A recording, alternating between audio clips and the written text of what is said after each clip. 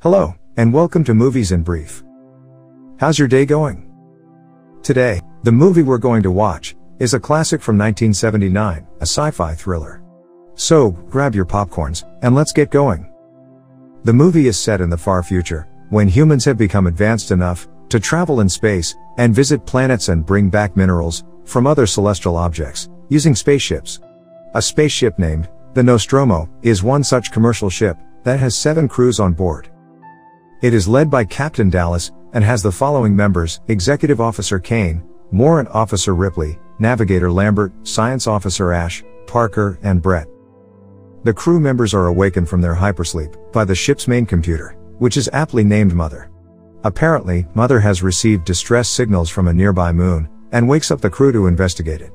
Parker opposes the idea, and says that it isn't their job, but quickly submits when he is told that their contract demands them to investigate any distress signal, else they would have to forfeit their pay. Onwards they go to the rocky surface, and after a rough landing, which damages part of the ship, Dallas, Kane, and Lambert go out of the ship to explore around. They come to know that the signal is emanating from a crashed alien ship.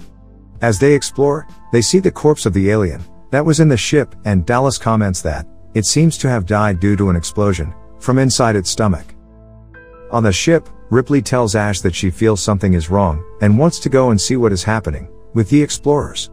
At the same time, Ripley also deciphers a part of the signal, and comes to know that the signal is actually a warning, instead of a distress signal. Ash convinces Ripley to stop worrying, as nothing will happen. Meanwhile, in the alien ship, Kane discovers a cave in the ground, and goes in. There, he discovers hundreds of alien eggs, and prods one of them. As he tries to get a closer look, he realizes that the egg is live. Suddenly, something springs from the egg, and attaches itself to his face. The trio rush to the ship, and ask Ripley to open the door, to which she refuses, citing the contamination protocol. However, Ash overrides her instructions, and manually opens the door and lets them in. Inside the ship, Kane is brought to the infirmary. He lies there in a coma, with the arachnid-looking creature hugging his face. Ash tries to remove the creature by cutting its limbs, but it has a very corrosive acid as its blood. The blood melts through 2 layers of the ship with its potency. Realizing that it is impossible to get the creature off Kane's face, they give up on it. Later, Ash and Ripley argue that he shouldn't have let them on the ship, as it broke the quarantine protocol. Ash replies that he was doing his job, and tells Ripley to do hers. Sometime later, they see that the creature has left Kane's face. Kane is still in a coma, and they look around for the alien. Suddenly, it drops on Ripley's shoulders from above. They are shocked, but soon realize that it was dead. Ripley wants to get rid of the alien, but Ash tells her they need to take it to Earth, and that it won't do any harm as it is dead. They again argue, but Dallas tells Ash to do what he thinks is right. The repairs in the ship are almost complete, and Dallas asks them to leave as it is. The ship has a turbulent start, but finally takes off. Lambert calculates that it would take almost 10 months to reach Earth. As they are discussing this, Ash calls them. They go to the infirmary, and see that Kane is awake. Finally, they all heave a sigh of relief as everything seemed fine now. Before going into hypersleep again, they decide to have lunch together and celebrate. While eating their food, Kane suddenly starts choking and convulsing. Before they could understand what is happening, he starts bleeding from his abdomen. Perplexed, they try to help him, but he passes out. Suddenly, a creature tears apart his stomach, and emerges. It was incubating in him all along. The alien jumps out, and disappears somewhere in the ship. The shocked crew then decides to look for the alien, and get rid of it. Ash makes a tracking device that will make the search much easier. Ripley, Parker, and Brett form a team, and start looking for the alien. They plan to electrocute it with the device. As they are looking for the creature, they hear the tracking device giving off a signal. They follow it to a room, and realize that it was their cat, Jones, all along. Ripley and Parker tell Brett to find the cat and bring it back, while they keep looking for the creature in other rooms.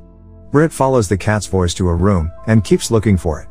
All of a sudden, he is pounced on by the alien, which now has a menacing look, and has fully grown to the size of a human. The alien kills him, and disappears with his body. Ripley and Parker rush, and tell the other crew members about what happened, and they mutually decide to purge the alien from the ship. They come to the conclusion that the alien must be in the air ducts. Dallas decides to enter the ducts in order to expel the alien.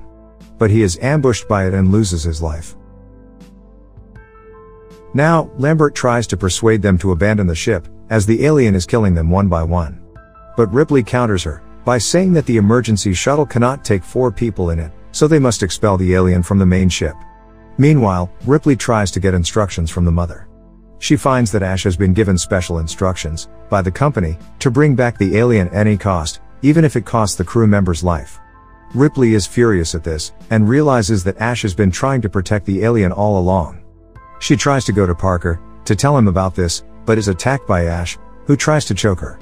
But suddenly, Parker and Lambert appear, and shove Ash off her.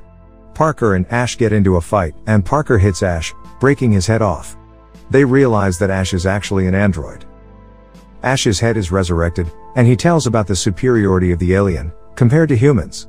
He recounts his admiration of the creature's psychology, and its survival instincts, calling it a perfect creature. He also questions the chances of their survival, and Ripley cuts off his power. Before leaving, Parker incinerates him. The remaining crew members decide that it's best if they abandon the ship and destroy it. Parker and Lambert go to get coolants for the journey, while Ripley starts the ship's self-destruction system. As they are getting the coolants, Lambert is confronted by the alien. Parker tries to save her, but they both lose their lives, at the alien's hands. As Ripley tries to go into the shuttle, her path is blocked by the alien. She then rushes to abort the self-destruction sequence, but is unsuccessful.